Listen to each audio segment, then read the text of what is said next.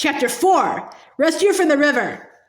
Kaya drove Steps High forward. She jumped her over the bushes and reined her in sharply, her hooves plowing the ground. Speaking Rain was struggling in deep water, trying to swim towards shore. As she thrashed, a branch plunged down in the swift current and hit her. She went under. When she came up again, she was being pulled downstream in the powerful surge of the river. Fear struck through Kaya like a lightning flash. If Speaking Rain wasn't pulled from the river, she'd drown. If Kaya tried to swim after her, they could both drown. To save Speaking Rain, Kaya's only hope was to run her horse along the bank, try to get ahead of Speaking Rain, and run into the river to catch her. Kaya gave her horse her head, then kicked her. Steps High burst forward. In a few strides, she was at a full gallop. Kaya leaned low over her neck, clasping her horse with her knees. What if another piece of riverbank gave way? What if her horse bucked? Steps High lengthened out and tore around the next bend, then the next. She seemed as swift as a hawk diving from the sky. Now they were ahead of Speaking Rain, who flailed in the churning river. From here, Kaya had to get her horse into the water and then swim upstream to meet Speaking Rain as she was swept down. With Steps High obeyed Kaya's command to swim, Kaya dug her heels into her horse's sides and again urged her forward. Steps High crossed the beach but paused at the edge of the water. "Come on, girl," Kaya said, giving her another kick.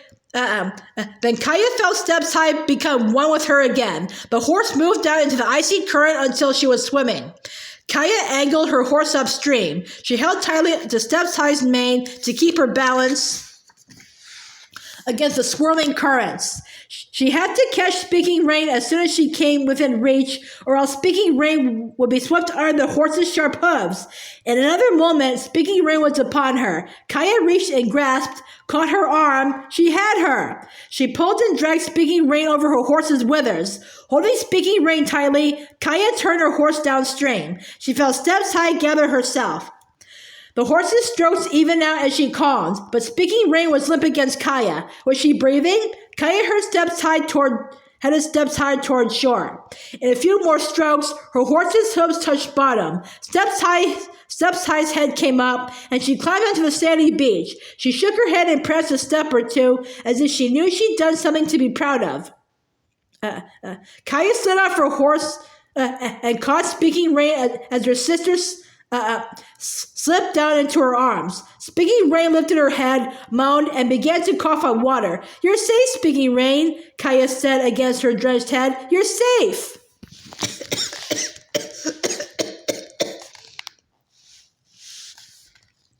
In another moment, Speaking Rain was upon her. Kaya reached and grasped, caught her arm. She had her. Tota appeared on the bank above them.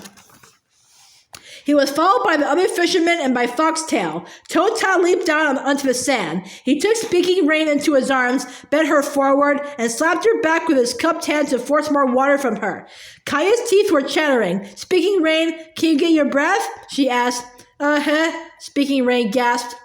"I heard you shout and I ran," Tota said. "I saw what happened. You did well, Kaya. Your horse did well, too." "Steps High knew Speaking Rain needed us," Kaya said. "She did everything I asked of her." "She did what you asked because she trusts you," Tota said. "You've earned her trust. Remember that." Foxtail crouched on the bank. Was that a look of admiration in his eyes? "You told me you couldn't race," he said, "but you were racing like wildfire, Kaya." Kaya wasn't racing to be the fastest, Tota corrected him. She was racing to save Speaking Rain's life. Tota's words lifted Kaya's heart. He knew he hadn't acted for herself, but for Speaking Rain, and Foxtail had called her Kaya, not Magpie.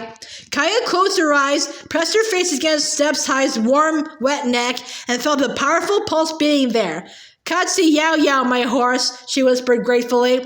Then she held the bridle so that Tota could lift Speaking Rain onto Steps High's back and they could take her back to camp.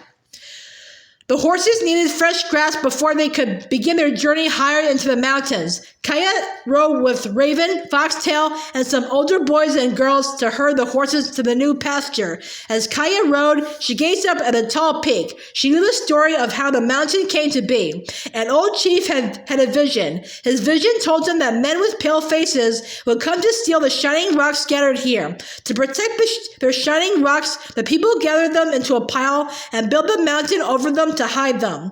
Their treasure was saved because of the old chief's vision. Kaya thought that if she lived in those days, she'd have helped build the mountain over the shining rocks. After all, her name, Kaya Atanme, meant she who arranges rocks. Her mother gave her that name because the first thing she saw after Kaya's birth was a woman arranging rocks to heat a sweat lodge.